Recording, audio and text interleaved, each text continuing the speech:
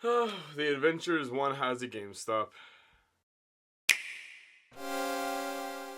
Hey, what's going on, guys? It is Mason of Delfino. Welcome to a brand new YouTube video. Today we're talking about the awkward dude at the SNES Classic launch at GameStop in September. So the thing is, real quick, we all know launches can be really exciting. You can get a big lines, they can form overnight, and you can hang out and meet new friends that are also waiting for the same product you are. You can sit there and play games while you're waiting for said game and all that kind of stuff. It's just a fun time overall. So, me being me, I live in a town where a lot of people like stuff. So I decided once the SNES Classic launched, I was going to go out really early and camp out for it.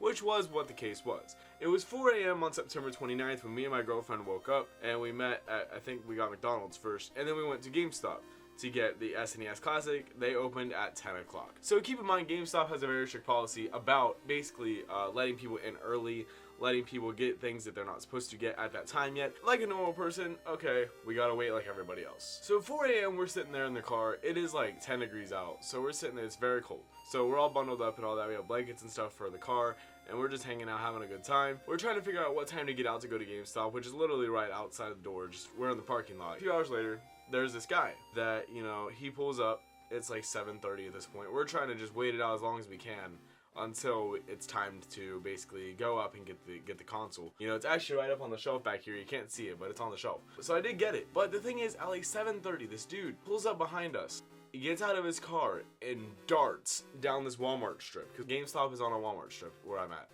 He darts down the strip and like is sprinting to this front row spot, to the front spot. And I'm sitting there like, that's not okay. You can't do that today. No. So I'm sitting there like, you know, you guys know how I am, okay? If I like to play things fair. If I was first, I'm first. That's all there is to it. I'm sorry, but it's not my fault you didn't get there at 4 a.m. So he darts to the front, and in my mind I'm like, oh my goodness, so the world is ending. But it's actually not. It was just me overreacting. But the thing is, okay, so at that point, me and my girlfriend, we got out of the car, and we had a few hours to wait. So we go up to the line, and this dude just standing there. The most blank stare is on his face. And, you know, we ended up talking to this guy a good bit. I still talk to the guy today, actually. I'll get to that in a few minutes. But what happened was, one of them is one that I used to always hang out with that went to GameStop a lot, and I didn't realize his car was near us, but he got out. His name is Eddie. So me and my girlfriend, Eddie, and this random dude are all hanging out here. We're waiting for GameStop to open. And then more people come. And then more. You know, so there's like 9 or 10 people by the time GameStop opens for people to get the SNES Classic. I just want the system. I was gonna buy it and I was gonna leave. This guy is just still standing here. And he just says weird things. The way my girlfriend described him is that he looks like a human Mii character. Just like you play and make on a Nintendo 3DS, a Wii, a Wii U, a Switch. He looks like a Mii character, and she's not wrong. This guy is definitely something. He would interject into conversations with a very strange tone. He always sounded like this. He always talked with a soft, low monotone voice. What, sir? Calm down, sir. I already kind of had a grudge on this guy because he tried to cut in line. And I jokingly was like, hey man, you know, we got this. You know, I tried to make it like being playful, like, oh hey, you know, you were here after me, but whoever goes kind of thing. But then he was like, oh yeah, you were first, so you can go. And I'm sitting there like, oh, it's whatever, but in my mind I'm like, yeah. So I'm sitting there, I'm waiting to get in line. We're all crowded around. We got Taco Bell to eat for breakfast. We got Freezies. We got all kinds of stuff. But it's not like a C&D in New York kind of situation where we're waiting out there for a month. But we're just trying to kill a few hours. So we had basically just a lot of people standing there.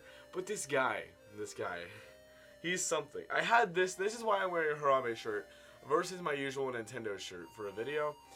I had this on that day. The weird thing about it that really caught me off guard was that he fully supported the shirt. I know Harambe's kind of a dead meme now.